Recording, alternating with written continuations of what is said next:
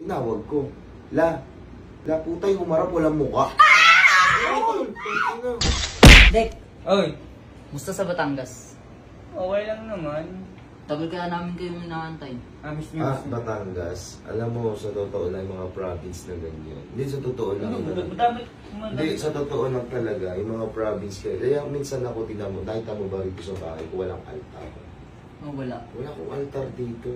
Kasi minsan daw pala, tawag dito, kapag ikaw pala ay nasa province, ano daw pala yan, iba pala daw talagang situation ng Manila sa province. Kasi more on nakakatakot pala daw talaga kung nasa province ka. Yun ang sabi sa akin ng lola ko. Tsaka alam mo yung gaya-gaya. Oo, alam mo may, yan, tignan nyo, pagkwentuhan natin. Alam nyo ang gaya-gaya, ang gaya-gaya, kapag ikaw ay may binatong isang bagay, di ba, binato mo ng ganun, pak! Eh, di ko malampag yung lata. Tang. Tapos na ganun din yun. Na. Parang nag-echo ganun. Gaya-gaya. Tapos pag inano pa yun, tsaka yung tatlong kumakatok sa pinto, huwag mo daw bubuksan yun, sabi ng lola ko. Yung tok. Alam mo yun. Oo, meron talagang ganun. Tapos pag binuksan mo, walang ulo. Meron ganun, tol. Meron ganun. Hindi totoo. Naniniwala ako sa mga ganun, tol. Yung ganun, yung mga kumakatok na tatlong sunod. Tapos, edi, kakatokin mo. Pak. Tapos, edi, syempre, mag-ano ka. Pwede huwag mo daw bubuksan yung pag binuksan mo daw yun. Pak! Magbukas mo daw. Ayan na, binuksan na. Pag binuksan mo yun, pak! Walang tao. Kumakatok. Edi, sasarado mo na. Puta, pagharap mo daw. Bang! Ano ba? Yun ang nakakatakot. Yun ang nakakatakot. Kasi nakakatakot yung mga Baka makinig sa kanila.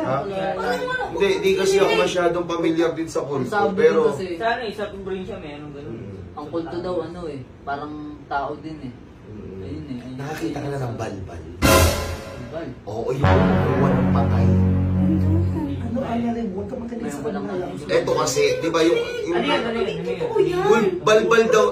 balbal daw yan sa sa sinasabi nila balbal. Ibig sabihin daw yung, di ba, kunyari, namatay yung tao. Tapos nilagay na sa kataon. Oh. Tapos pagsilip mo daw ron dahon ng saging. Tapos bit na ng balbal. Yung ano. Ano ba?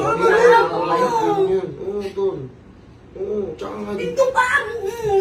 Dito ka sa may sa tawag dito, lalo na ito sa bahay. Dito rin actually sa mga bahay-bahay natin, di ba? May mga bahay-bahay, may mga gabay daw pala rito. Ano ba? Ba't ka ba nakikinig ng kwentuhan nila?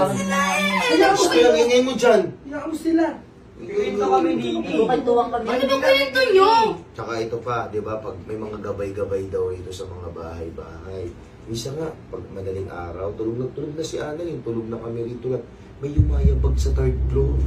Wow! Yun ang kinukwento nyo dahil sa akin? Hindi, yumayabag-yabag. Alam mo yung gumaganto-ganto. May narinig. Alam ko, naririnig ko rin pagkatutulog na rin. Yung gumaganyan, no? Ano ba?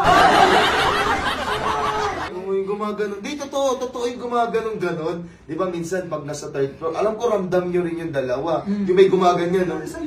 Di ba hindi, actually, ibang klase kasing yabag. Pag sinabi kasing yabag, it's normal tuwing alas 10, alas 11. Pero yung mga part of kahimlayan na ng tulog, kasarapan na alas 3 na madaling araw, may gaganon. Ano ba? Talagang Oo, totoo yun. malamot na yan. Nandito naman ako, huwag ka matatakot. Hindi ba kasi sinasabi nila baka maging Ay, totoo bakit yan? nila? Dinig ka ng dinig. Nakikinig. Ay, siyempre nakikinig ako mga ganyan. Matulog ka, maano ka na kasi dyan. Nagkikwentuhan kami rito. Kwentuhan kami. Ba't kasi dito pa kami nagkukwento? Mga nagkanong-kanong mga masama, mga Tsaka, kinikwento tawag dito, nyo. ito pa yung mas makakalupit dyan. Ito, hindi na pwede biro na to. Kasi madaling araw, nakaraang linggo lang. Oo, nakaraang linggo lang. Tinatawag ko si Lola. Sabi ko kay Lola, aga mo nagising na, sa third floor ha. Aga mo nagising na. Hindi ko mikibo, sabi ko. La, Hindi, pungatan ako eh, kasi alas 3 na madaling araw, mga 3:30, 3:45. Puta, nakita ko, nakalutang yung Kanina ka pa eh. Eh, di ko pinansin, tol. Dinig ng dinig doon. Hindi ko pinansin. Di totoo talaga. Tingdong! Mga tingdong! Matulog ka na, matulog ka Hindi na. ako tutulog. Ano na pala ginipag ko yan? Hindi, tawag dito. Hindi ko pinansin. Kasi nagulat lang ako. Yung dalawang pa, nakalutang, pero nabigla na ako noon. Sabi ko, puta, kinilabutan ako noon. Siyempre, Ibang-iba na. Oo. Ngayon, sabi ko, uy, puta. Eh, di ko pinansin. Parang nawala lang, ginanong ko pa yung mata ko eh. Ganun pa rin. Puta, sabi ko, Diyos ko, kind of the cross ako. Tinawag ko, La puta, yung humarap, walang mukha.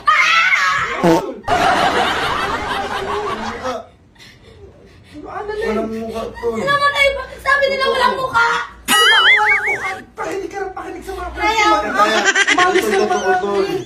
Kanina ko pa eh. Nakakatakot yun. Pag... At saka yung pinakamalupit talaga dito, yung biglang namamatay ilaw.